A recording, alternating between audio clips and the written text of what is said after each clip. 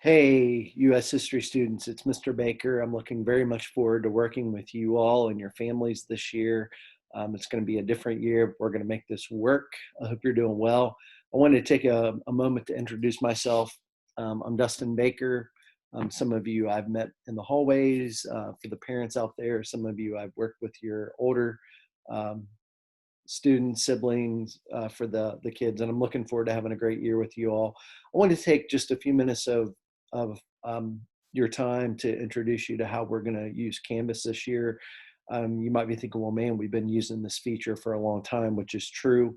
But basically, what I'm going to be doing to help them organize their year as best we can is setting it up like this. And this is what students will see. Now, a lot of you might know if we are having to be in a plan C or a plan B, then we're going to have 2 days of instructional time per week, really, via a Zoom. So that means that students are going to, be doing a few additional things outside of class. I usually would do, of course, the 5-day week and have more time to do supplemental things, but like I said a moment ago, it is what it is for now. So, but this is pretty much the way that Canvas is going to be set up. Students will get a syllabus that basically gives them a little bit more, depth with the course. And I would encourage you all to look over that. And again, just keeping in mind that things might be subject to some changes, but communication, of course, is the key there. Okay, so basically, if you're kind of wondering, what are we going to do in honors and standard U.S. history this year? Well, for the most part, our study goes from the early presidency of George Washington up until as modern as we can get.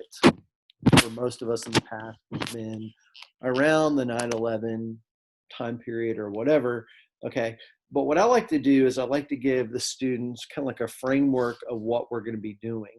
Okay, so anyway, so when they log into Canvas, they're going to notice that they have a page that looks like this. This is actually in student view, and I'll try to make this as quick as I can.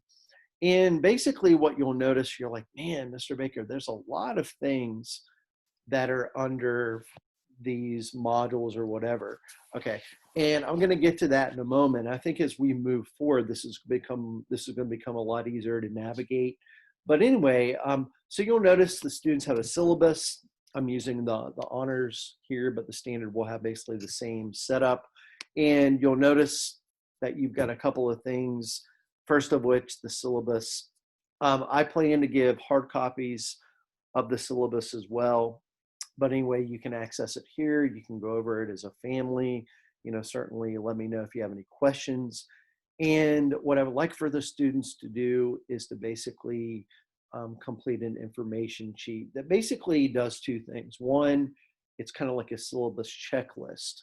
Okay, so basically here on what the expectations are, the guidelines, some of the basic nuts and bolts of the class, etc., and the way that students to be involved in certainly their learning.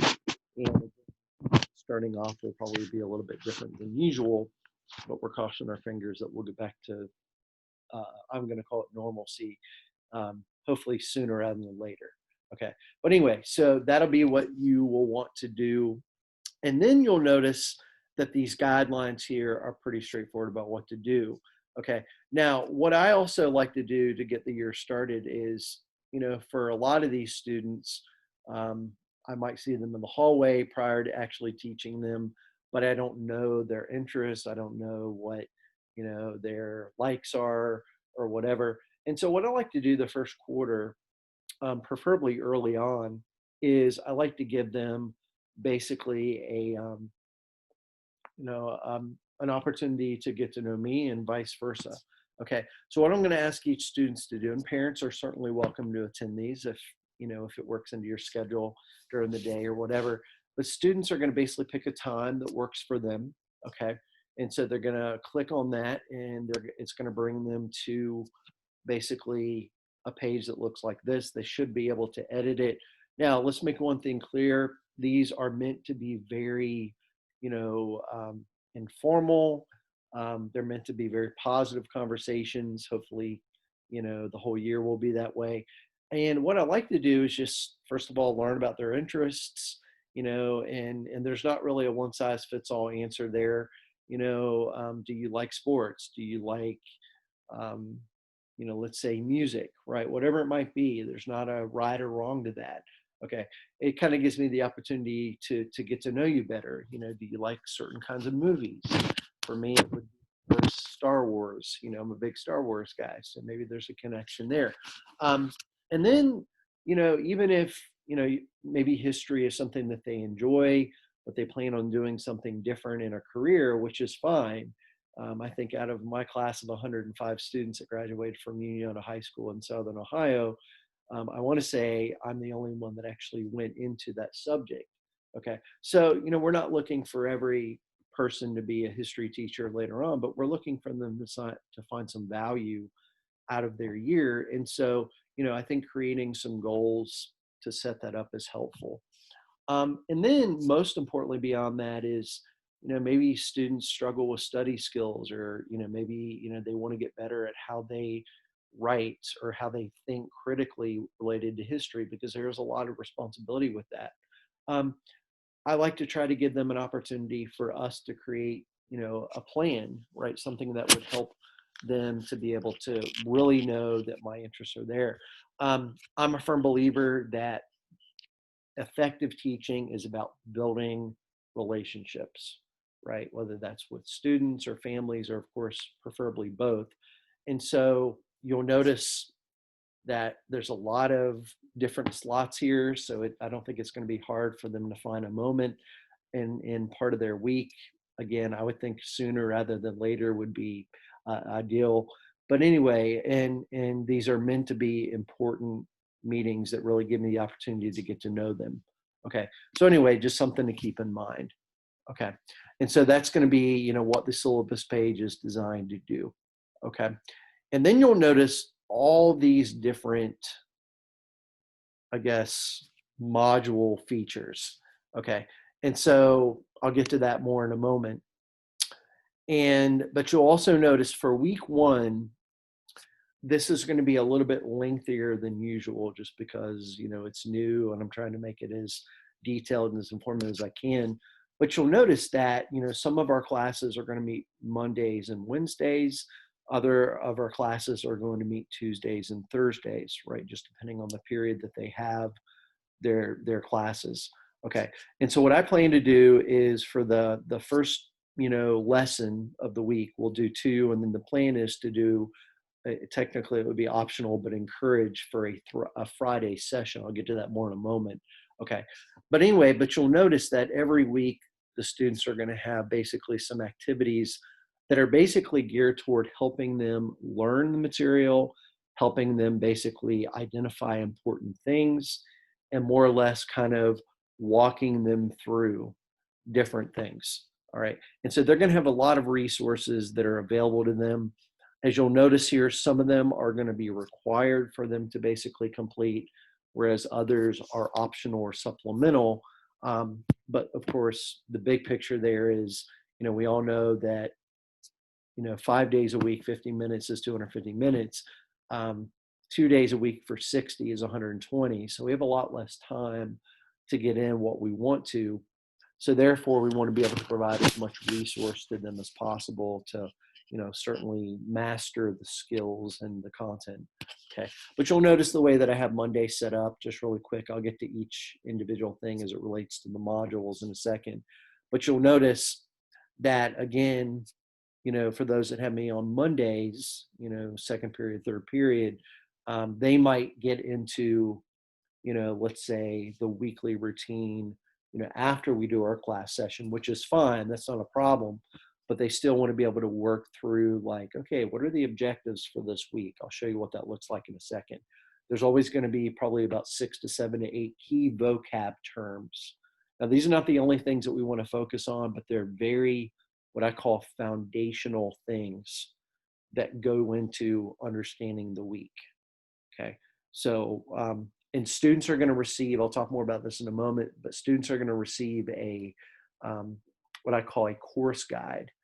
I don't like to call it notes because notes sounds a little boring, I like to think that every day we have class, there's always learning opportunities there. So therefore, we use the course guide to kind of facilitate instruction. I'll get to the way that works in a moment. And then you'll notice that you've got an outline that every student should receive a hard copy of if they attend the the open house, and that will basically be kind of like their course throughout the year. We might add to it, but for the most part, it's a really good framework. Students, you want to have that with you when we basically do classroom conversation, lessons, whatever you want to use for it. I prefer conversation because I like to have a lot of voices that are sharing ideas, as my uncle once said. Okay, but anyway, but you'll notice like you'll have a reading guide. At first, I don't usually require these. Now, if I'm noticing that they're not really following through, then we'll do that. But some student feedback in the past suggested, hey, just have us read through these and kind of take our own things down. You'll notice, as I'll share with you in a second, that these are, I don't use a traditional textbook. So you're not going to get a physical hard copy of a textbook that's kind of like a paperweight. So you're going to have these every week that you can work through. And there's a correlation to what we're talking about, to what we're reading. And there's going to be a really good mixture of secondary reading and then also primary sources. All right, we'll get to that more as the week unfolds. And then you'll notice that every so often I'll throw like an activity in there that again is optional, but it might take you 10 or 15 minutes to do. I realize everybody's busy with things, but this is first one for the first week is Washington. We all know that his early presidency was not the easiest one because he's the one that has to kind of transition us to that first presidency. But what this does is kind of cool, and there's a little module that'll show you what to do with it. But basically what you'll notice is that this simulates some of the decisions that he had to make even in the days of the American Revolution. But in this case, we're going to focus on, for this week, the one where he actually had to make decisions regarding how do you deal with a event that we call Whiskey Rebellion. I would call it a crisis. One of the earlier, really some historians would argue the first big crisis, that he has to deal with and make really decisive decisions. Of course, there's disagreements on that as well with different things. And so that's kind of a cool thing to get students interacting with that a little bit differently than just the traditional textbook. Okay. So again, optional, but something that if students want to do, we'll kind of bring that into our conversation, probably in lesson 2 of the week. And then you'll notice that the only required thing for them to submit, and this will change as we move into our quizzes and larger assessments and writings and different activities, but they'll be completing a primary source analysis on Washington's farewell address. Now, we're not going to read the whole thing, just mainly because, one, it's not a lengthy document, but it's longer than the sections that I'll have them read. But they're going to get into, okay, why does this guy talk about political parties, or the idea of neutrality, or having certain elements of our country moving forward? Why does he do that? He doesn't have to, right? There's nothing in our Constitution that says that the president must in fact give the farewell. He does have to do a State of the Union, but nonetheless, Washington established that as a pretty important precedent. With the exception of those that have resigned or died in office, every other president has had a farewell goodbye message, or whatever you want to use for it. Okay. And so you'll notice the rest of the week, if you're going to have, your first session, if you're in 7th period, for example, or another class, that I would have like later in the day, then your first lesson would be on Tuesday. And so you'll notice, I'm not going to put everything under Tuesday. You can just go up to Monday, and the same basic thing between Wednesday, Thursday. And then Friday is a couple of reminders. Now, for the honors and standard group, every Friday for honors, this will be from 9 to 10. And for standard, this will be from 10 to 11. Okay. Basically, we're going to have a skill session. Okay. Now, these sessions are going to, not always be the same for honors and standards. So that's why we're doing them different at different times. but these are going to be, anywhere from an hour to, maybe even 15 or 20 minutes. There are opportunities for students to get guidance on how to better analyze a source, how to work on writings, asking questions. Certainly they're welcome to get up and read during the week as well. In other words, to make sure that they are going through that. Skills are important. Content is as well. But when you only have a couple of days to really get into the nitty gritty of the content, we're going to try our best to do this, but also provide additional support. Okay. And then you'll also notice the upcoming. Okay. So where does all these other little things play into it? Okay. Well, I'm not going to go through all of these, but I'll highlight a few of them. But basically, you'll notice every week you're going to have about 5 to 6 objectives. Okay. And you'll notice that these are geared toward what are you reading? What are we talking about in classroom sessions? Okay. What are we basically doing activities on, different things? Okay. And basically, if you can master these, right? Master meaning really understand them, not just know content, but also apply, then you're going to be successful when you take, your multiple choice assessments, which a lot of times have sources and analysis to them. And then also, you're going to have some writing to do to show understanding, application of principles and concepts and things. And so this is going to be a really good resource for students to even consider, maybe even printing out if they want, to really have beside them, so that when they start to read and they start to basically go to class, etc., they basically already have a clear framework of the objectives for that week, right? In other words, there's no, what I would call curveballs, right, when it comes to what they need to do. Okay. And then you'll notice every week, like I said a moment ago, you're going to have some vocabulary. All right, I'll get to that more in a moment. And so that's there for them to preview. Now, you do not have to print that off. Why? Because I'm going to be giving you the course guide. The course guide has basically a series of what I call turning points that kind of pinpoints themes that we're going to study. Most of them are a turning point for every week. There's a few that are actually multiple per week, but most of them is just one. And so you don't have to print that off. Okay. You also do not need to worry about printing off the content outline here. This is more for parents, really. But anyway, if you ever lose it, you can come back to it. But I'm going to provide a hard copy to you, but I'll also have a link that you can go, and if you lose it, you can certainly print it off again, or some students might even want to type into it if they prefer doing that with their class content. Okay, so anyway, I'll be posting that as well.